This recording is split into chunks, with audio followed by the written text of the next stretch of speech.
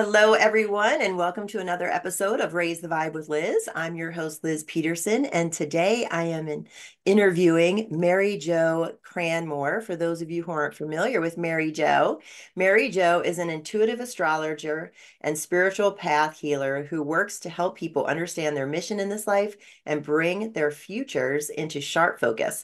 As an as a tarot reader, numerology enthusiast, an intuitive astrologer for over 25 years, Mary Jo has integrated all of these tools and disciplines together into a method of understanding deep-rooted patterns and truths that light each seeker's path forward into transformation.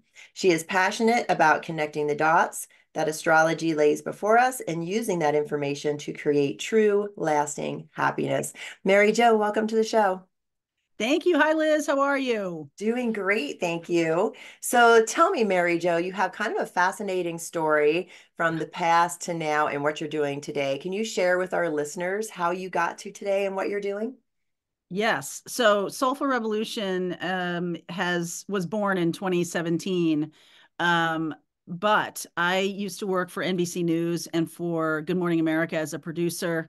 I worked at lots of local stations all over the country and worked as a journalist for quite a long time. And I became fairly burned out by that career. It also forces you to move around a lot. So I saw a lot of the country, by the way, and ended up here in Maine, which is a lovely place to get off the train in Portland, Maine. So that's what I did. And I spent a few years working in marketing and basically helping people be on camera, teaching them how to um, present themselves, how to teach on camera, how to connect with an audience, and all of that. And you might be surprised at how many people don't want to be on camera. And it stymied me because it's been my whole career. But at any rate, I really just kept getting these careers that kind of burned me out. And so one day I was talking to within the space of a week, I had three different people who I liked and respected all say to me, why don't you just do something different? Why do you have to keep with this? Why are you doing that? And I thought to myself, I don't even know what that is. And a good friend of mine just said, okay, you have about 6 months here where you have a little grace period. Why don't you just do something that's fun? And Nice. it never occurred to me that that work could actually uh, liven me up and I could enjoy myself. And so I came home and I was sitting there and I have tons and tons of books. I'm a big book collector and I have like walls and walls of books. And I'm sitting there like, what should I do? And like a wall full of astrology books, a wall full of tarot books, all these kinds of things just staring at me. And that weekend, I had a friend send me an article from the New York Times talking about how tarot was such a big deal on YouTube. And I thought, how does that even work? Like, what is that? So I did go surf around for a while and I found some people that I really enjoyed watching. And I was like, oh, yeah, this is what I've been doing for a long time. So I just worked on my connection. I worked on plugging into a collective, which normally I was plugging into one specific person. Mhm. And, over the course of a few weeks, I really was starting to feel the difference between plugging into a Gemini, plugging into a Capricorn, plugging in. So I started doing the readings because, of course, I did have the skill set of doing the camera and doing, and online and a lot of other things. So a lot of my skill set just plugged right in. And I just started posting. I wasn't really, this has been a hobby for my whole entire life. So I wasn't really expecting anybody to see it. I thought, well, I'll do this. This will be fun. Maybe I'll do some local readings, things like that. And the channel just took off. Wow. So yeah, so it was within 6 months. That summer of 2017, I really was like this close to being just belly up. I thought maybe I have to file for bankruptcy. I don't know what to do here, but I knew that I was having trouble with that part of my life. And when this started happening, I had gone to an attorney and asked her for some help about that. And it was a very shame-based kind of experience where you can't like get this one part of your life going and you're like, I don't understand. Like, I feel capable, people like my work, so why can't I get this moving? Mhm. And so the work with tarot and astrology put me back into my own learning about those things. And people just aligned with that because I was very, and still am, very transparent about my own story, about what shows up for me, what works for me, what doesn't work for me. I've had these problems too. And within the space of 6 months, I went back to that lawyer and I said, I don't think we're going to have to file. I think I can pay this now. So the business just really took off. It's been fun. It was amazing to me that it just took off so fast. And every day I get sort of reinforcement that this is what you're here to do. This is what you're supposed to do. This is why, your story is something that other people may align with, and that may help them see that they're not alone, or that they can do it too, or even open up to what they might need to do to get there. Right. So that's my story. I feel like I'm missing pieces. I'm hearing that you had faith. I'm hearing that you followed your intuition. I'm hearing, that you kind of took that leap into the unknown. But I feel like there's more of a backstory there, more of a following your intuition, maybe more of like Mhm. part of my life ended and then another part was able to begin. Can you dive into that a little bit? Because I think it'll help, other people who are listening. And I know I went through this myself, Mhm. that journey to finding yourself. And I know tarot can be this inward journey as Mhm. well of Mhm. self-discovery. So can you explain a little bit, get into that soulful aspect, as I look at Absolutely. Because, Soulful Revolution on right, I'm because like that soul exactly, of you. totally that showed up to me. That name Soulful Revolution showed up to me, and I knew that I was on that kind of path.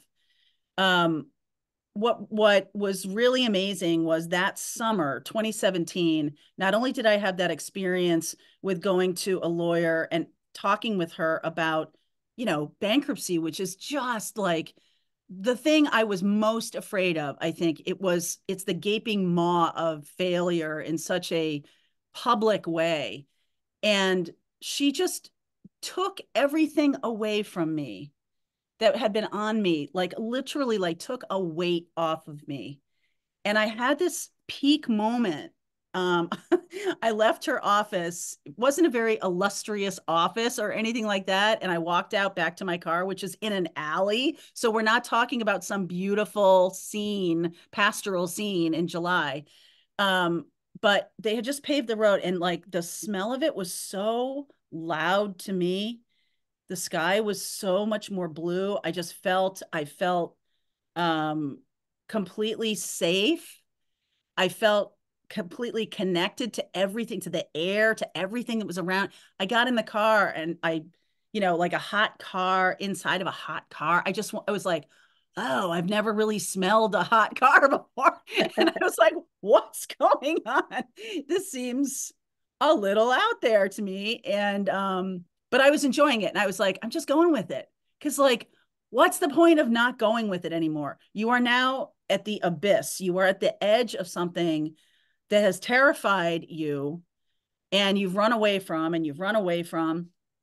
the inability to connect with uh, a skill to people who want to buy it from me, or who want, that sounds a little, uh, transactional. But what I mean is just being able to do something of value.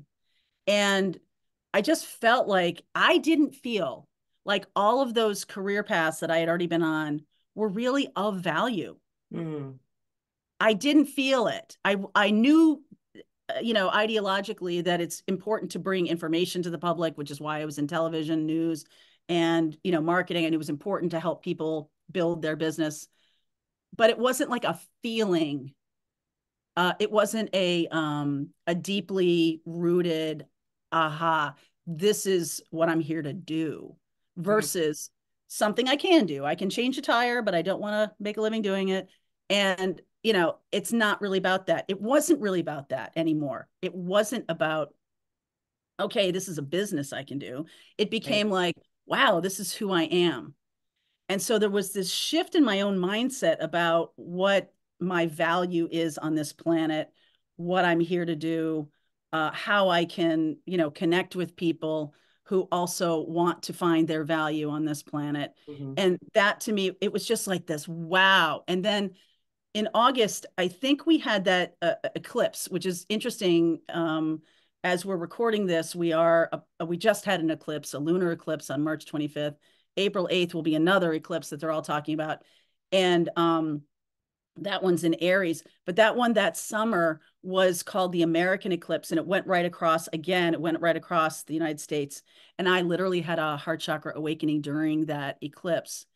And eclipse is activation energy, so it's something that transforms you in a way that you can't quite put into words. It's a feeling. So that peak experience of leaving the lawyer's office and the peak experience of that eclipse, I just started making videos, and I actually started making videos with another woman, a friend of mine. And I had shot it all on video, and I came home that day, and this is before I put anything on YouTube, and I watched it and I was like, that's Mm. not it. That's not it. First of all, she keeps bigfooting me every time I say something. But it just didn't work. It didn't it didn't connect with me when I was watching it. I'm like, it doesn't connect with me. It's not going to connect with anybody else. Right. So after that eclipse, I just started making videos, and I started doing readings. I started, looking at how this could all unfold. And I really was just like one foot in front of the other. I'm not in my head going, this is the vision I have for this, because I was really just enjoying living in that soulful revolution kind of spirit. I was just kind of enjoying that. Yeah. Right. Mhm. So that's how it started. I resonate with that. I've been doing that myself. I feel like you're another soul out there who's looking for a soulful mission, not to keep repeating the word, but it's so true. It's something that, you know, it's like beyond us as individuals and thinks about the collective and raising up not only the vibration, but consciousness and like Mhm. letting people know, like, you can have this too. Right. Right. And I do that. That is my central focus when I'm, whether, if I'm doing a reading, I'm doing the April readings right now. And that's, me showing the energy, talking through the energy of the reading. But I'm very aware that like I'm talking to someone whose life will be impacted by this. Mhm. And so I'm careful to give them context. I'm a contextual learner. I'm not a transactional learner. I see things from a couple of different directions. And so when I'm doing the readings, I want to bring some context to them so people can plug in or can be like, you know what, that's not my reading, which is Mhm. totally fine. You're not hurting my feelings because not every reading is supposed to be for you. And people float through and people leave, people float in. It's totally normal. That's the way it's supposed to be. And so with my Pathfinder group and with other groups that I teach a lot of classes and everything. I teach a couple of classes about using astrology to find your mission and purpose. And it's bigger than that. It's bigger than, hey, my Saturn's in the fourth house, right? It's like it's not just a one and done kind of thing. But there are mile markers within all of these modalities or all these kind of ways of learning about ourselves. That's what tarot is. That's what astrology is. That's what numerology is. Meditation. All of these things are about learning about ourselves. And so when I'm working with the folks in Pathfinders or whatever, I'm very aware that this every single day is just one step in their journey, one step in their journey, one step in their journey. And the most commonly asked question I get is, tell me what my mission is.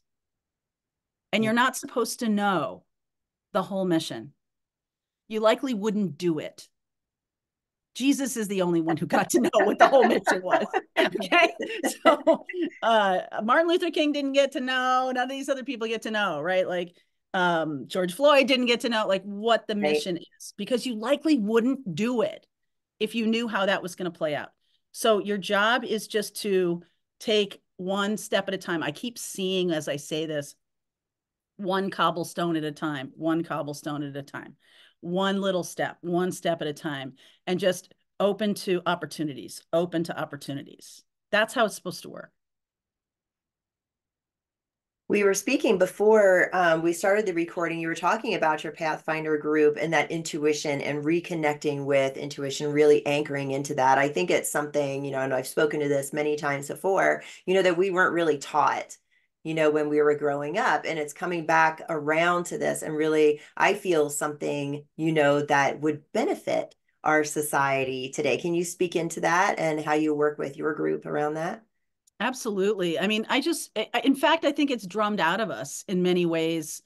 No one's, we're not talking about like anybody is doing anything like nefarious or anything like that. But I feel that intuition in each of us is a bit of a I'm going to do what I'm here to do kind of feeling, right? Intuition is a knowing without having any intellectual or any kind of thinking process. It's just a knowing. It's an absolute knowing. And we can have all kinds of filters put on us as we grow up or as we're in certain kind of family systems, archetypes that we deal with. If we spend a lot of time in an unhealthy system, there can be fight, flight, fear, or fawn. We can see that as valuable. It's certainly valuable in survival. It absolutely is valuable. It touches your autonomic nervous system. And, this is something that you need for survival. But intuition itself is much more nuanced. It can come through a lot of different ways.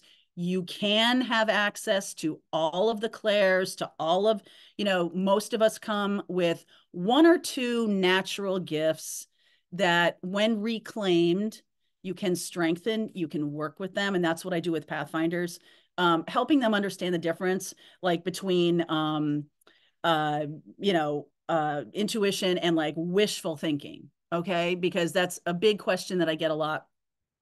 And wishful thinking is just a form of projection of one's hopes and dreams. And, there's an objective reality that we do live in. And when you're projecting something onto it through this lens, you can distort the reality.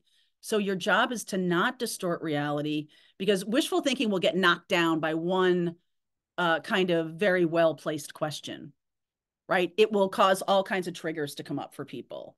They'll see themselves as projecting. But real intuition is an aha moment, it's a knowing. And you can question it all you want, right? You can say, like, you can just have people pelt you with questions and it's like, well, I just know this. It doesn't come with triggers. It's also quiet. It's not jagged. It's not something that feels I told you so or you should. It's not that kind of parental voice. It's more of an adult voice. Mm-hmm. It's a voice that you cultivate. You're connecting to your high self. You're connecting to guides beyond that. You're connecting to eighth, ninth, 10th chakra. You're connecting beyond that. But if you're up in your head all the time, intuition is really in your body. It's not your thinking. So wishful thinking is actually thinking. Hmm. And intuition is in your body. So you need to stay grounded. I think a lot of spiritual seekers, a lot of us believed at one point anyway, that it's kind of out there. It's like, let's, get up out of this 3D experience. Oh, this is awful and everything like that. But really, intuition, you need to be anchored in your body to really be good at it, to feel it, and to know what it's telling you. Um, so the other thing can really block that is a resistance to your own shadow. If Hmm. you don't want to see that you have a coping mechanism, okay, we all have coping mechanisms. If your coping mechanism is to stick your head in the sand and you don't want to see something, it's really hard to get intuition around that you can align with because you're so far over here trying not to see something. Right. um you also I think it's archetypal too because we have certain lenses that we express ourselves through. Hmm. I might be the archetype of the damsel in distress all the time. And so when you're in that archetype, you are sort of demanding that people respond to you in a certain way. And it cuts off the true intuition because you're like, no, no, no. I don't want to be responsible for my own money. I want someone to come in and rescue me. So I'm going to do things that are going to be against actually my intuition because I'm so invested in this archetype that I believe myself to be. And we all do it. No judgment here, right? Like we all do these things. It is just truth is an inner knowing. And when you go through any of those other processes of wishful thinking or the shadow or archetypes that take you out of that, the trickster, you get the trickster. Okay, fine. Cool. You don't want to, you're sticking your head in the sand or you don't, cool. And then you'll get like these tower moments. You'll get these like, why is this happening? Why? So that's Yeah. what tower moments are there to help shake you out of. Oh, we all have those tower moments, right? It's when life is showing us, or we're hearing over and over again that we're to do something, then we don't do it. Then the tower falls and somebody ends up doing it for us. Correct. Yeah. Correct. Oh, tower moments. My God. I mean, and it's like no judgment. It doesn't mean you're bad or not a spiritual person if you're not 100% paying attention to your intuition all the time. We're so hard on ourselves. We don't have to be that hard on ourselves. Our guides are always there to help us. All you have to do is ask, don't be so hard on yourself. You don't need a gold star today if you feel like you just want to kind of crawl back under the covers. Okay, everybody's got those days. So just, Right. please don't be so hard on yourself. And sometimes we need a little nudge when we don't want to step out of our comfort zone, right? Oh my God. Yes. Yes. Oh, thank you for saying that because I will say that is I get these two dynamics of one set of people who are so sure that they're doing it wrong and I'm so hard on myself, and then the other people are like, I'm sorry, I don't know what you're talking about. I'm in a good place, and even though it's not really what I want, at least it's safe. And I'm like, oh honey, really? That's when things crop up like illness and money issues and issues with relationships that throw you for a loop out of the blue. It Yep. really wasn't out of the blue. No, It not really at all. wasn't. Mm-mm. Oh, honey, no.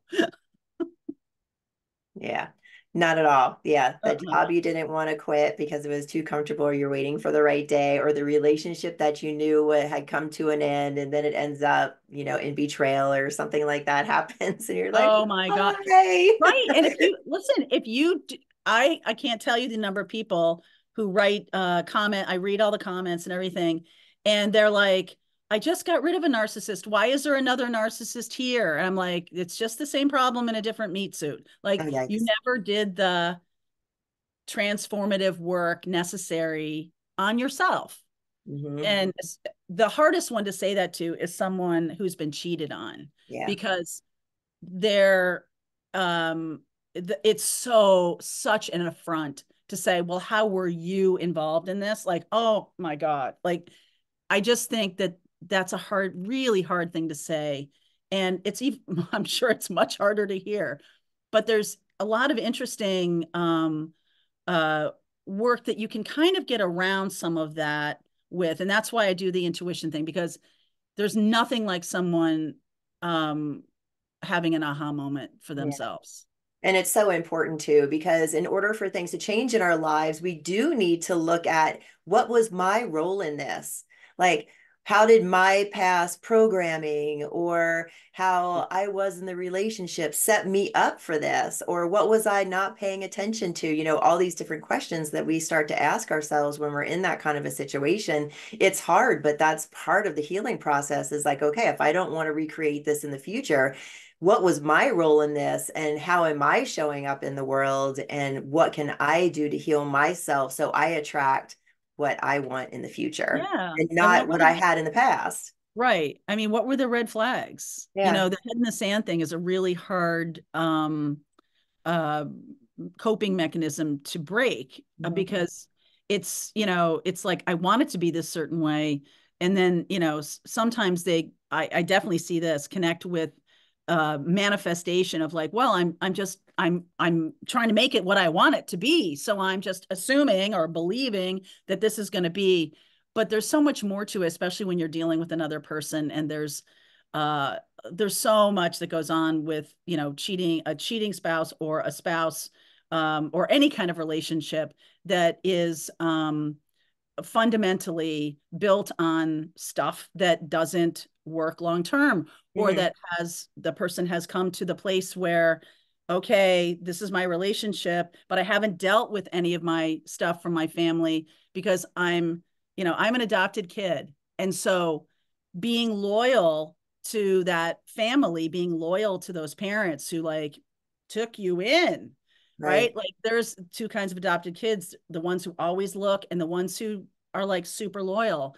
And when you have like some kind of super loyalty, like my parents were fine, my parents were great. Even good parents do things in their own healing, in their own kind of life. You Yes. never know how a kid takes things in. You can't possibly manage that, nor should you, because this is their lesson in this life too. Mhm. And, even really good parents still have kids who have to work through things later in life. That's how that's part of the deal. It's just Yeah. part of the deal. Agreed. Yeah. And Mm-hmm. each child could take it differently. You could show up as Absolutely. the same parent, and each child is going to have a different perspective of their experience. 100%. Yeah. Absolutely. Yeah. Absolutely. Hmm. Awesome. Gosh, I love where this is going because I'm starting to use my tarot cards now. I do a tarot pull for myself every day. I don't do tarot for people. I'm an oracle when I do Mhm. readings for people. Yep. But I do a tarot card reading for myself every day. And I pull and always ask myself, what do I need to know today? But I'm also realizing with the shadow work that I've been doing over decades that I can also use it for shadow work in my life to have that awareness. Okay, how am I showing up? Where am I showing up? What wound am I functioning out of in this moment? It's a great point of reference. And I want to say, like, just diving, just that self exploration of diving into like that shadow, those old past programs. Absolutely. I do that for myself too. I do live by myself, me and Charlie here, and my little doggy. And I'm usually awake pretty early, 4:30 or 5 o'clock. But I do not get out of bed till 8. So don't think I'm like some kind of like crazy get out of bed at 4 o'clock in the morning person. I don't. But I like to, have my tea or my whatever I'm drinking. I like to take my time. And so I do a reading for myself every morning. And every time I get a reading that's challenging, I do a couple of different spreads for myself and I go deeper. And every time I get a reading that's challenging, like we can all get those readings. They're like 10 of cups and la, la, la, and all these beautiful cards. And you're just like, okay, good, enough. Like that's all I want. But you get the cards, you get that 5 of Pentacles, or you get the Tower, you get death, you get the Devil card, whatever. Um, that to me is the one where I spend more time with it because I do want to know, I do want to help myself understand how maybe I'm working out of an archetype that is keeping me from understanding these things that I'm not really seeing or that I'm not allowing my intuition because I got a lot riding on this. There was a lot of time and effort I put into this relationship, or, this is somebody very special to me. What if it doesn't work out? Or whatever you're doing, whatever is coming across your path. But there's definitely people who've asked me questions about tarot. Like, if you don't get a reading you like, you just pick it up and do it again. And I'm like, oh wow, no, don't do that. Don't do that. As tempted as you are to be like, that's not really the reading. It's not the thing. Um, do what I do usually on my Soulful Revolution is, not every reading is going to be like magical this and awesome that. And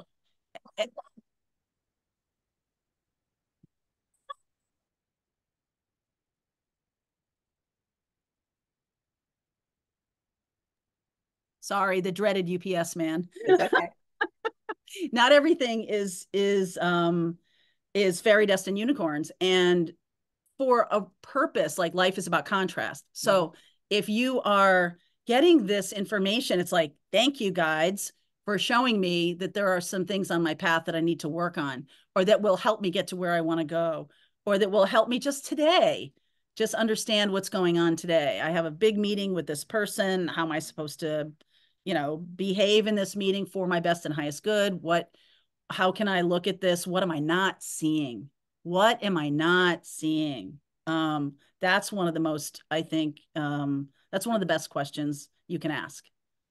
Oh, I love Um, that because a lot of times we are ignoring things in our life. So I love that. What are we not seeing? What am I what are not? you not seeing? What are you not seeing that's right in front of you? Or what do you, just in general, what are you not seeing? I like that question too. Yeah, because we can get really comfortable, right? Let's talk about that comfort, right? And we Mm-hmm. don't want, the cards to tell us that something's going to happen or we're going to have to step outside of our comfort zone or we're going to have to see what we really don't want to see, For that's sure. I functioning mean, in our lives. what's really interesting to me, and I've seen this in my own life, is that when you get those kind of readings, it will show you the kind of programming or the kind of lens, the kind of archetype, whatever, that you're looking at it through. So I could do a read, I could, lay down a spread. And I've done this exercise with my tarot class many times. I lay down a spread, and the question is everything in tarot, right? Don't you agree? The Yeah. question is like the core, because you could ask it 16 different questions and that spread would say something different. But if you ask the same question, every person reading it might see something different, which is so fascinating because it's not just showing me, it's showing me my own intuitive filter. It's showing me my own wounds, like you point out. Mhm. It's showing me the possibilities. And so start with a good, if you're going to do tarot for yourself, and I believe you can. I don't really subscribe to the idea that you can't do a reading for yourself because you're too close to the issue. I haven't found that to be true in my own experience. Me neither. And that is a wishful thinking thing that people have to work through. But I think if you learn to ask really good questions, and you want to learn, those two things have to be there, Mhm. then whatever comes out in the spread, it's like, we're not doing this to scare you. We're not doing this to reward you. We're not doing this. What we're doing is we're answering your question. And how you work with that energy is everything. Mhm. Mm, well said. Yeah, how you work with the energy is everything. And I think that's so true in life because we are energy beings living on an energetic planet. And what is the energy that we're choosing in Right. co-creation with the universe, For sure. manifest in our Sure. life, to create in our life. So true. That's right. I mean, are you victim mentality? Because we all do it. Like, again, no shame in that game. Like, everybody falls into that every once in a while and just like feels like, life is piling on them or something, like looking through victim archetype. It's a good lesson to be able to say, okay, I'm looking at this through my victim. And how could I look at, what if I was looking at it through my hero? What if I was looking at this through my fool? Like, I don't have any experience about this, and it's like opens wide up. I don't have any preconceived notions or anything like that. So that's an interesting exercise to do with yourself, especially when you get a challenging reading. Mhm. But I'm sure you've seen on YouTube people who write like best Sagittarius reading ever, like all the time. And you're like, it can't be the best ever all the time. Every single time it's the best ever. It's not. That makes no sense. But the reading itself can be instructive and can be inspirational and can be clearing away things that you might not be seeing. So that's how I sort of look at the readings for myself anyway. That's a nice way to look at it. You're bringing up archetypes. as you're talking. And for our listeners who may not know as much about archetypes or what they are, can you do a little bit of explanation on some of them, what they represent, and Mhm. how they show up in our lives? Sure. I studied a lot in college, Carl Jung and Joseph Campbell, the hero's journey and things like that. These are archetypes or experiences that we all share. And we've all experienced death and birth in our lives. We've all experienced loss and surprise. Um, when you look at, I love the tarot as a tool because the major arcana, which is cards 0 through 21, so there's 22 of them. The Fool is number 0. Mhm. When you look at each one of those cards, there are archetypal experiences that we all share at some point. So when big cards like that come out in a reading, it generally says to me that this is not a nuts and bolts daily kind of read. This is a big picture. Look at what's going on.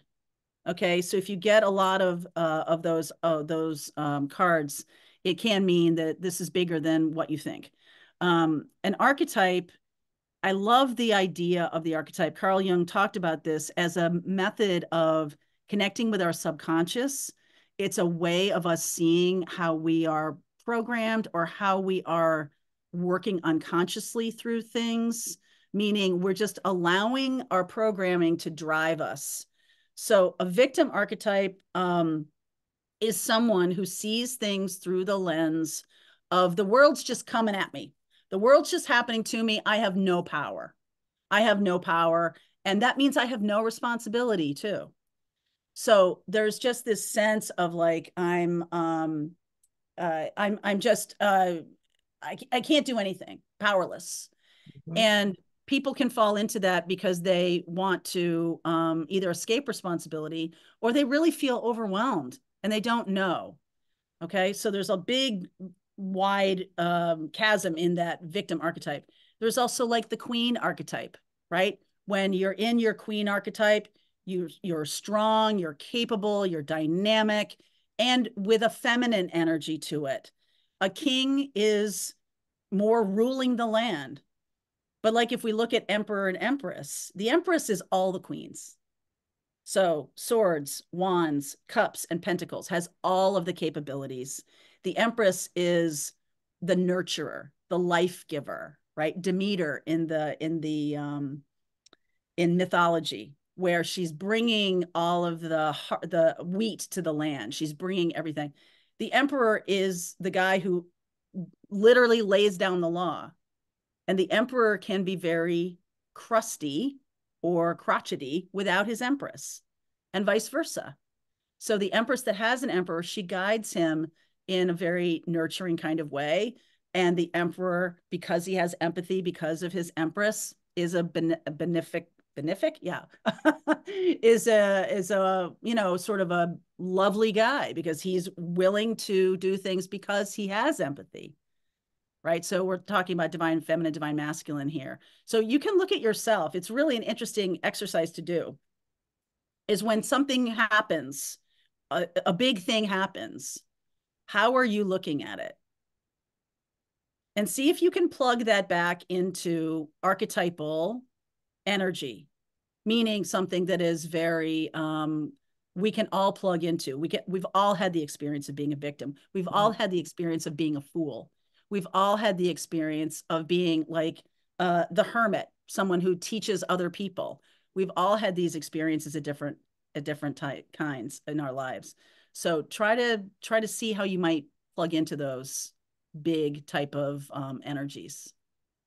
Nice. And then how do you work with those? So once you figure out, okay, I'm functioning out of one archetype or another, how do I, switch it and kind of turn it so I'm empowering myself instead of Mhm. staying in a disempowered space?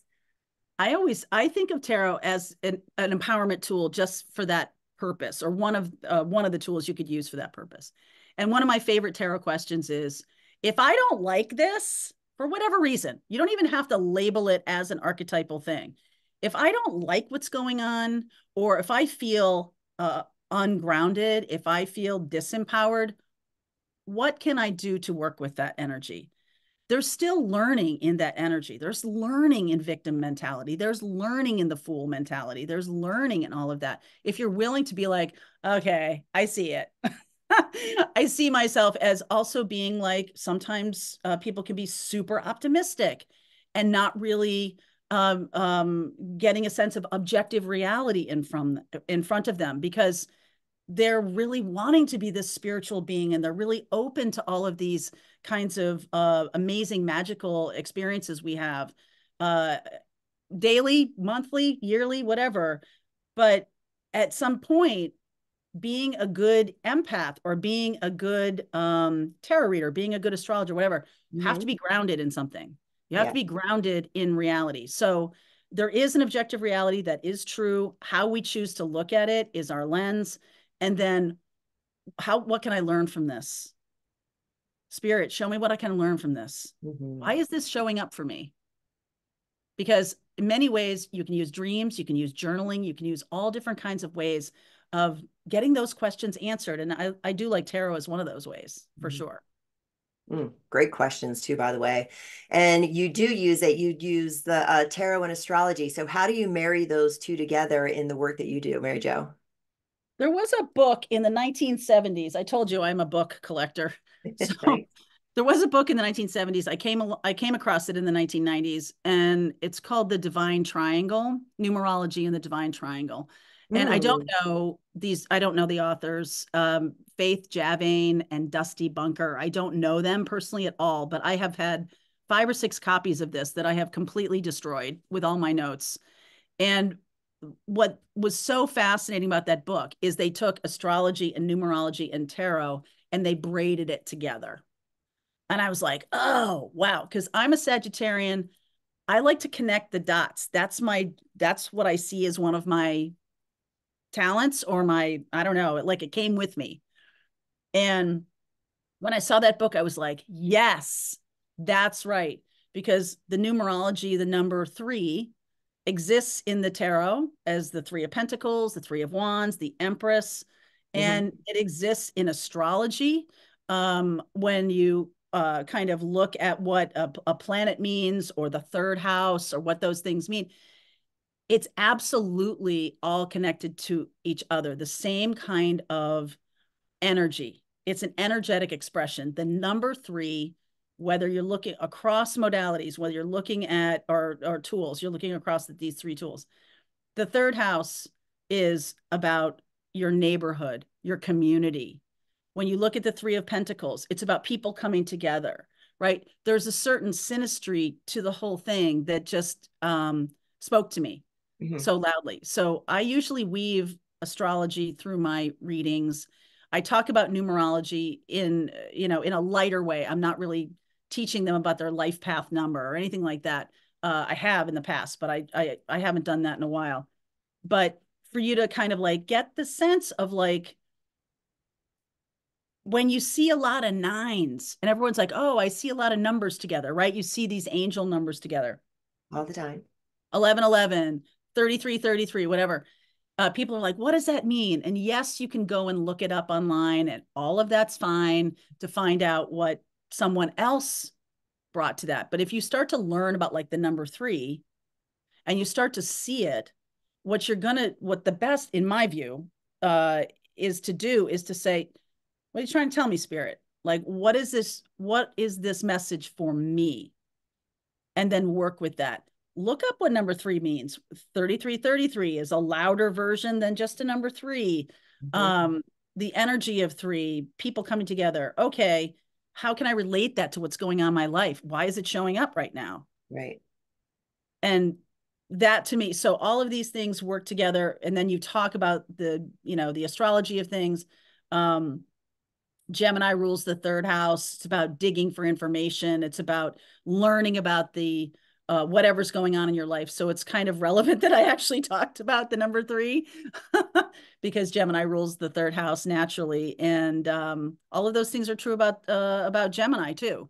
Gemini does want to go deeper into relationship, wants to have like a collective group of friends. Gemini wants to be able to learn and know. Gemini is about our school, our schooling, middle school, high school, stuff like that. Ninth house is higher learning. But it's interesting when you start to understand what those all those pieces bring to the table. You can see how they connect. Fun. So we're doing this recording on 3/25. The lunar eclipse was just last night. This is going to air on April 17th. Can you do a little bit of astrology for us or tarot Sure. for us for this time right now? Well, I'll talk about April and a little bit Perfect. into May. So we'll give it a little bit of longevity here. Okay, Um, great. but when I'll just say, like, when we're talking about looking through the lens of something at astrology, most people want to know, like, how's it going to impact me, right? What is this going to do with me or whatever? Think about yourself as like, how can I use that to my best advantage, right? Like, turn it Like around. that. It's not going to just come at you. So, um, uh, April 1st, no joke, we have a Mercury retrograde in Aries. And for me, this is my own interpretation of that. Whatever house it falls in for you, wherever Aries is in your chart, the Mercury retrograde in Aries is about self-talk, right? Because Mercury is the messenger. Mercury is out there. And when it's retrograde, it's internal. So this is like, what are you telling yourself about you? Aries is like who you present to be in the world. Mm. So over that 3 weeks, and we have a little shadow period on either side, a Mercury retrograde can be about pay attention to your self talk. What are you telling yourself? If something goes sideways, are you like completely blowing yourself apart because of it? Are you saying, no, you can do this? You got this. Think about that and work on changing that because Mercury is very much about our thoughts and our words and everything like that. Words matter. Are we taking ourselves down a path that is damaging to us, or are we our biggest cheerleader? Uh, we have April 8th, we have an eclipse in Aries, also in Aries. That is a big one because it does go across the United States, right? It is a solar eclipse, which is what we normally think of as an eclipse, even Hmm. though last night we had a lunar eclipse. Right. Um, and so the solar eclipse going across the United States, don't look directly at the sun, please. Okay. Just don't do it. Don't even be curious about it. Okay. You can look at the pictures later. Um, but what that's saying to me, because that means that the sun and the moon are at the same degree, they're right on top, they're conjunct. And Chiron is also there this Mm. time at 19 degrees of Aries. Chiron is our wounded healer. Again, we're talking about Aries. We're talking about what are we responsible for? What are we capable of? And the wound of Chiron being there can trigger people in this eclipse into this whole idea of, am I enough? Am Mm. I worthy? Am I capable? Can I do what I've set myself, what task I've set out for myself? So that's a little bit of a smaller version that I think a lot of people are talking about with the eclipse. But I do feel very strongly because it's Aries, it's between you and you. It's between you and you. This eclipse last night was in Libra. So it was in the opposite sign of Aries. That's when the moon is opposite the sun and the earth gets in the way. So that was really 5 degrees Libra. That was really about me versus we, Libra's relationships. And are they balanced? And well, how is that showing up for you? So the April 8th eclipse is interesting to talk about in terms of your triggers. People might be triggered and might be activating them. It's a new moon. So it's time to plant the seeds for something better. And one more thing, later in April, we have, this is a big deal. Jupiter is conjunct Uranus in Taurus. And so it does matter where it falls in your chart. If you look at your birth chart, where is Taurus in my birth chart? We all have all 12 signs. So Jupiter is moving faster than Uranus. Uranus moves very slowly. So Jupiter is sitting right on top of Uranus at 21 degrees Taurus. Taurus is about our comfort zone. It's about our worth and our value. It's about our ability to make money. And Jupiter is expansive, right? Jupiter expands that ability to make money. But Uranus says only if you take a risk. Mm. only if you innovate.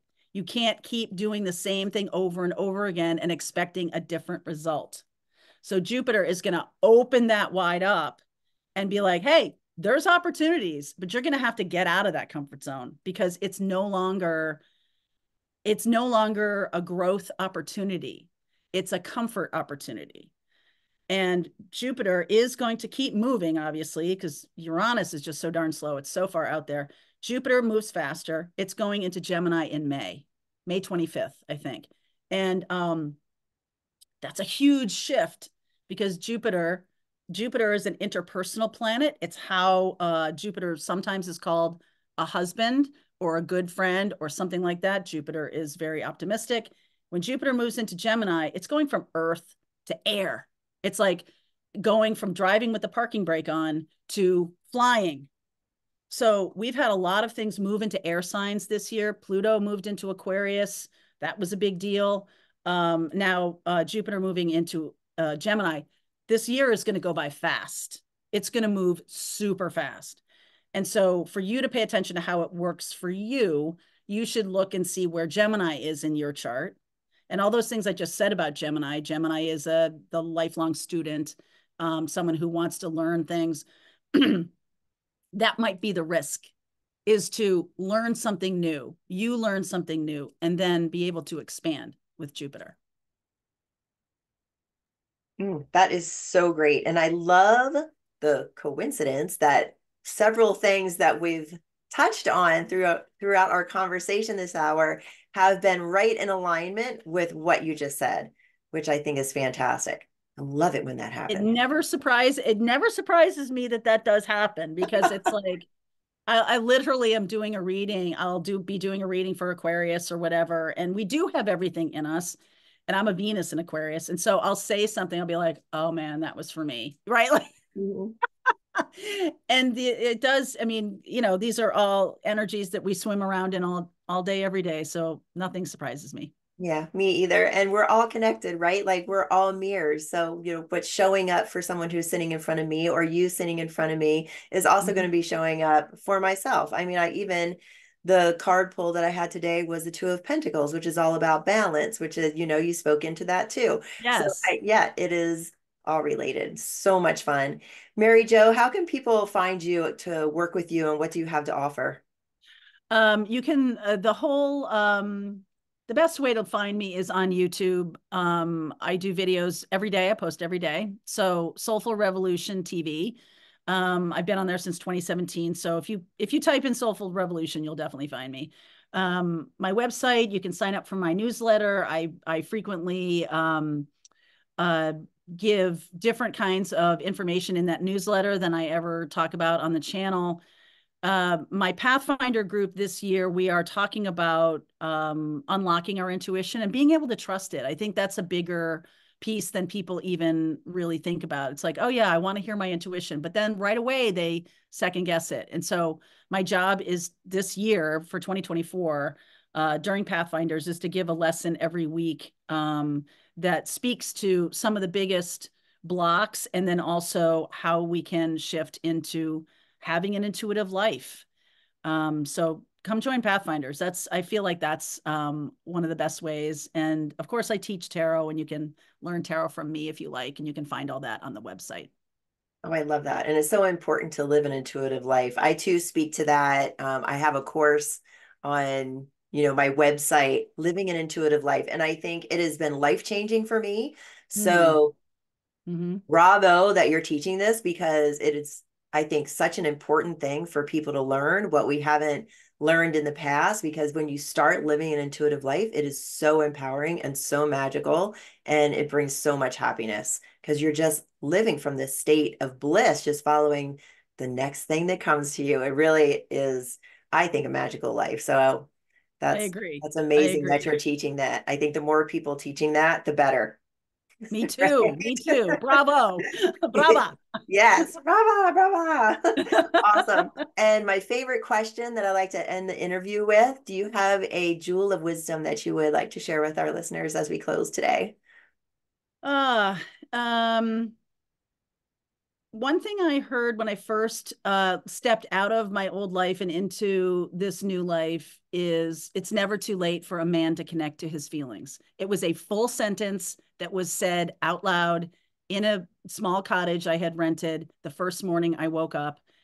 It was a man's voice that said it. I wrote it down. I never forgot it.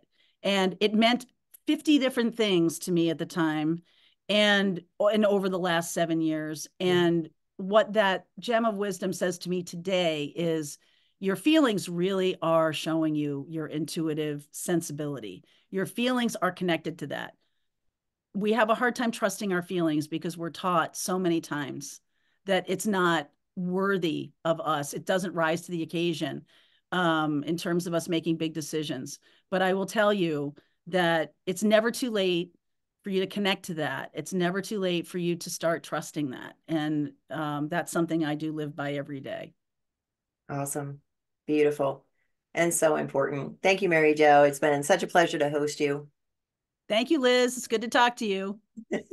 Thanks. And thank you, everyone, for joining us. Again, I'm Liz Peterson, and this is Raise the Vibe. You can find me everywhere, including my website at raisethevibewithliz.com. So remember, everybody, get out there and raise the vibe and have a great day. Thanks, everybody. Bye now.